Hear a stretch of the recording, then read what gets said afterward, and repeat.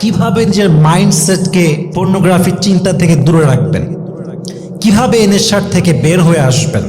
এবং এটা এমন একটা অ্যাডিকশন, এমন একটা নেশা, এই নেশার স্বাদ একবার যে পেয়ে গেছে, একবার যেটা স্বাদ বুঝে ফেলেছে, সেখান থেকে সহজে আর বের হয়ে আসতে পারে না এই যুবক ভাইরা, ঠিক কিনা বলেন?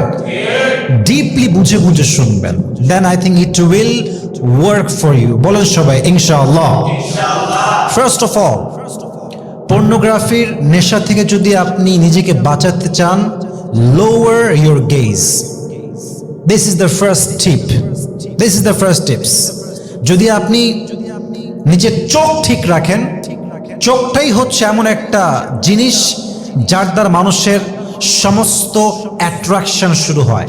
একটা জেনা এটা সাডেনলি হয়ে যায় না। জেনার জন্য প্রথমে হয় চোখে চোখ, তারপরে কথা, তারপরে হাতে হাত, আস্তে আস্তে স্টেপ বাই স্টেপ একটা রিলেশনশিপ জেনার দিকে ধাবিত হয় যুবক ভাইরা, ঠিক কিনা বলেন? কোরআনে আল্লাহ তাআলা বলেছেন, কুল লিল মুমিনিনা ইয়াগুযযু মিন আবসারিহিম ওয়া ইয়াহফাযু ফুরুজাহুম। O my prophet, tell your উম্মাহ, O the people of believers, O you who believed, lower your gauge.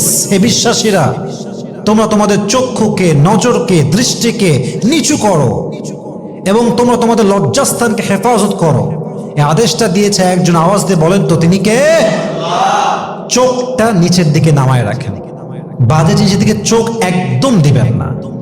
হাদিসে আসছে, নবীজি বলেছেন, আন-নাযরু সিহামুম মিন সিহাম ইবলিস।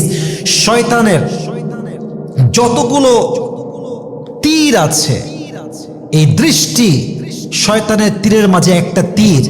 এটা এমন একটা তীর যেই তীর দিয়ে মানুষ এমন একটা আকর্ষণে যায় যে সে জেনা করতে বাধ্য হয়ে যায় যুবক ভাইরা, ঠিক কিনা বলেন?